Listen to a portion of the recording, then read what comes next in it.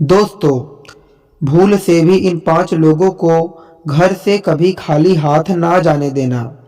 दोस्तों, सिर्फ हिंदू धर्म में ही नहीं बल्कि सभी धर्म में दान का अत्यधिक महत्व माना जाता है।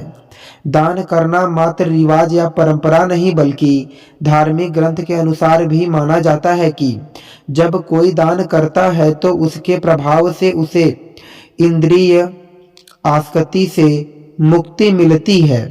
इसके अलावा आपको अंतरणीय सुख भी प्राप्त होता है।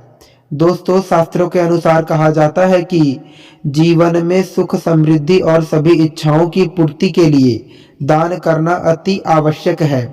आपको प्रकृति को कुछ देना होगा, तभी आपको बदले में कुछ मिलेगा। यही नियम चलता आ रहा है।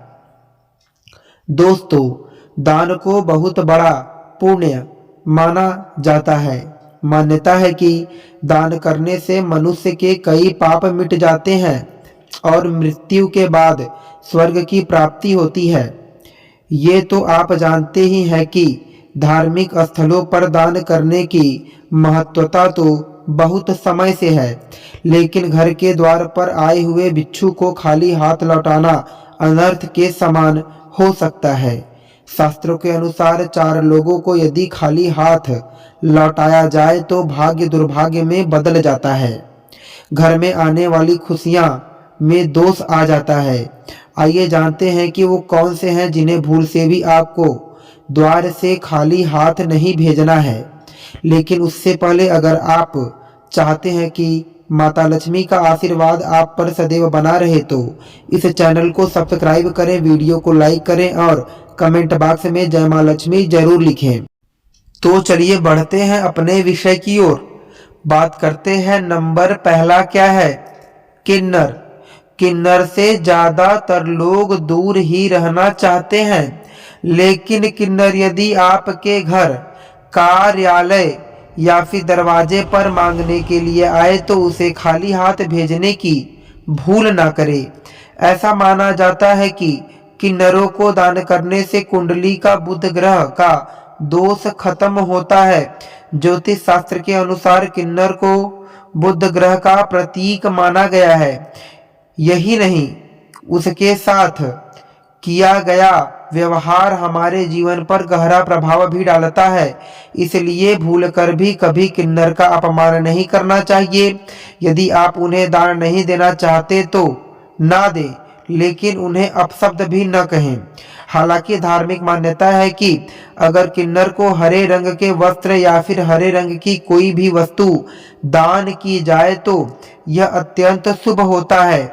ऐसा करने से जीवन में सुख समृद्धि आती है, लेकिन इनका अपमान करने से बुध ग्रह खराब होता है और कई तरह की मानसिक और शारीरिक दिक्कतों का सामना करना पड़ता है।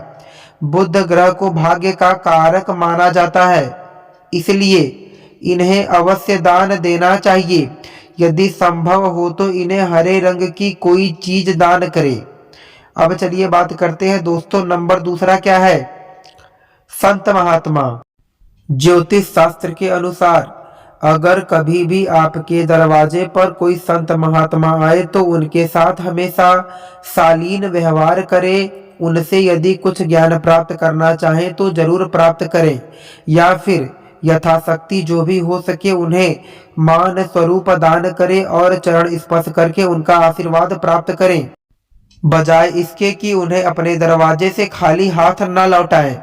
मान्यता है कि अगर किसी के दरवाजे से कोई भी संत महात्मा खाली हाथ जाते हैं तो उनके जीवन में सिवाय दुख तकलीफों के कुछ भी हाथ नहीं आता है। अब चलिए बात करते हैं दोस्तों, नंबर तीसरा, अपाहिज, विकलांग या लाचार व्यक्ति। यदि मदद के लिए घर के दरवाजे पर कोई विकलांग व्यक्ति आए तो उनकी मदद अवश्य करनी चाहिए। ज्योतिष शास्त्र के अनुसार ऐसे लोगों को शनि राहु का प्रतीक माना जाता है। इन्हें दान करने से क्रूर ग्रहों के प्रकोप से बचा जा सकता है। ज्योतिष शास्त्र में बताया गया है कि कुंडली में शनि दोष हो तो जीवन में दुख तकलीफ लगी रहती है, लेकिन कई बार ऐसा भी होता है कि हम जीवन में सब कुछ सही कर रहे होते हैं, फिर भी जीवन में दुख और तकलीफ कम होने का नाम ही नहीं लेती। तो ध्यान दें कि आप भी अपने दरवाजे से किसी जरूरतमंद को खाली हाथ तो नहीं लौटा रहे हैं।